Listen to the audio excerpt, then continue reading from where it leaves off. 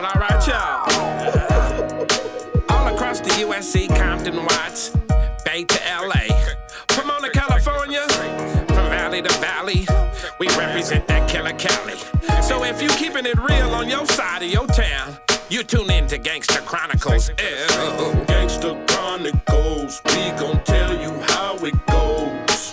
If I lie, my nose will grow like Pinocchio. We gon' tell you the truth and nothing but the truth. Ew. Gangsta Chronicles, this is not your average show. You're now tuned into the real MC8, Big James, and Big Steel. This is strictly from the streets.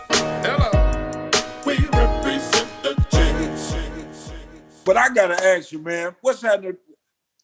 I heard you did something with R. Kelly. Man, is he a cool dude or is he just scandalous like everybody say? I had to You know ask what, man? He's weird. He's very weird, but he a genius. He's weird because he's a genius. And most people I've been around that's that talented, that's that gifted, is some kind of thing about them that's just kind of off. So like that dude is just about music and about women. And every other extension of him, it comes from them two things. Right. So when you're working with him, it's tons of women around. When you're in the studio, if the women don't like what y'all working on, you're gonna erase the shit and start over. Right. The women are there to tell the nigga if it's good or not. And he gonna listen to them women over listening to anybody else. That's why his shit sound like that.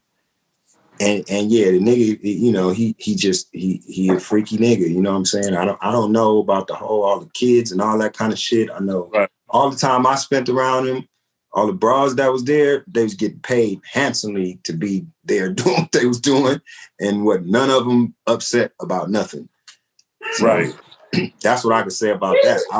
Outside of that, it was a lot of music. We was working on the Best of Both Worlds Part 2. Yeah, let's go. Not to cut you off, T. You're going right into what I was about to ask you. That was supposed to be you and Birdman, wasn't it? It was supposed to be Birdman and R. Kelly. Supposed to be Birdman and R. Kelly instead of Kelly and Jay-Z. Kelly and Jay-Z had fell out.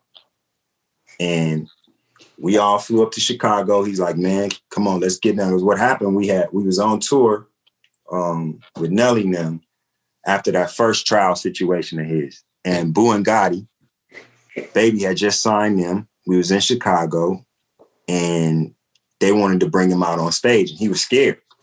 He was like, they're going to boo me. They're going to boo me. So we all backstage trying to pump him up to come on out. The nigga came out. They did Fiesta together. Everybody went crazy. And then that was it. He was back on. Because he had been like out of the way for a while after that little trial situation, that first one.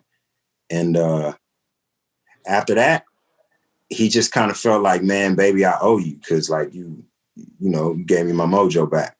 Kind of on some shit like that. So he was like, he had fell out with Jay-Z. He still got an obligation to do Best of Both Worlds. So he's like, why don't me and you just do it? And that nigga Baby was excited. And Baby was like, man, I got to get my people on this. He was like, I need TQ writing some shit. I need Fresh doing some beats. I need Jazzy on this shit. I need Wayne up here. And so Kelly was like, man, y'all just come on up here and stay with me. We do all the shit at the house. Nigga, we have parties, we have pool parties, we have bitches all over the place, and let's just do some rock star shit. Sure enough, we went up there and that's what we did. Yeah, wow, man. And what was the end result of that? I gotta ask, man, what was the end result of that shit? Oh man, so when you said that was supposed to be that part 2 was supposed to be you and him, right? So basically, I don't know what happened, but like nigga Kelly just all of a sudden flipped. I don't know if he stopped answering the phone, but we stopped fucking with the nigga, stopped going up there. All of a sudden, Best of Both Worlds Part 2 was out with him and fucking Jay-Z. Baby ain't know nothing about it. And boy, you talking about a hurt, but we was all hurt, nigga. we was all sad because I had about 6 songs on that motherfucker. I'm like, man, I'm about to bounce after this. I'm like, boy, when this album come out, I got some copyright on this one. Mm-hmm. At the time, it was kind of, it was getting towards the end of it, and I was kind of wanting to do my own thing. I was falling off overseas, and like it was a big chunk of my money that used to come from overseas before I even went to Cash Money. And the nigga just would never let me, he just never wanted me to go. Anytime I would have a tour or somebody come up with something for me to do, he would always, well, how much money are they gonna pay you? I tell him, he said, all right, I'll give you more than that. And I end up staying. And then once it got towards the end of it, I'm like, man, I got some other opportunities. So I had a situation for myself at Warner Brothers after this deal was over. And the option for the last year was my option. It wasn't theirs. So when that option came up, man, I just bounced. And I thought I was going to be able to bounce with that Best of Both Worlds Part 2, under my belt. Yeah. That shit, R. Kelly is a cold ass nigga then. Oh, that nigga low down for that. But again, like, I don't know what happened behind closed doors. I know Birdman was shocked. As far as he was concerned, he was shocked. We was all shocked because the album was the shit. If I could have got away with them songs, nigga, woo, them niggas had a masterpiece. I don't know where them songs at. I don't know who got ownership of them or what, because I ain't heard them nowhere. But like, them niggas had a banger. And this was literally, this was at the time, Baby was on some, looking back, I think he was kind of hurt behind the Hot Boys. He felt like they did him some kind of way, which they didn't. It's kind of the other way around. But the nigga was just in this mode where this nigga turned down so many people. He could have had T.I., he could have had Jeezy, Bone Thugs, Webby and Boosie, Jagged Edge.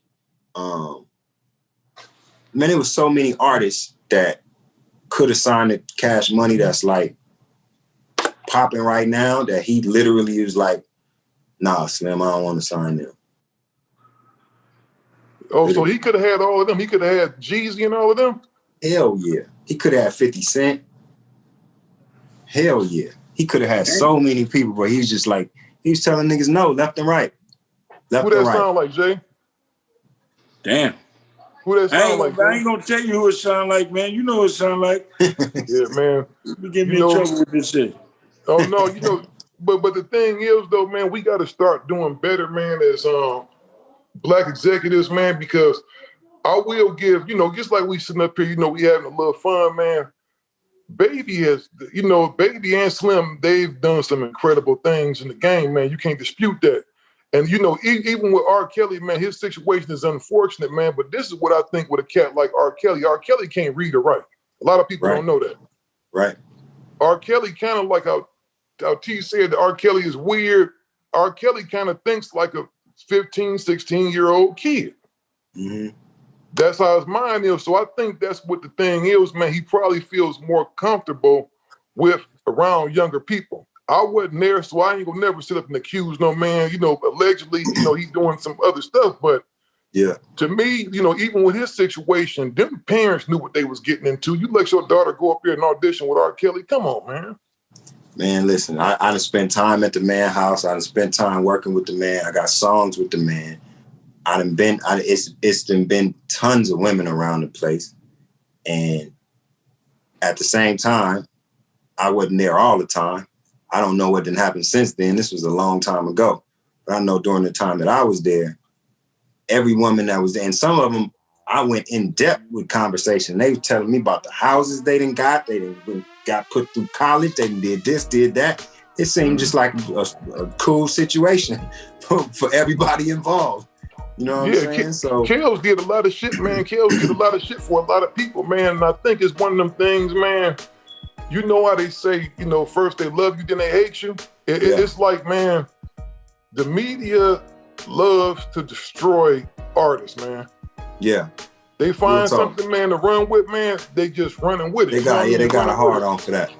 Yeah, they got a hard on for it, man. And you know, nobody really knows the truth of what went on, man. It's just a sad situation, man. Finally get a chance to let the real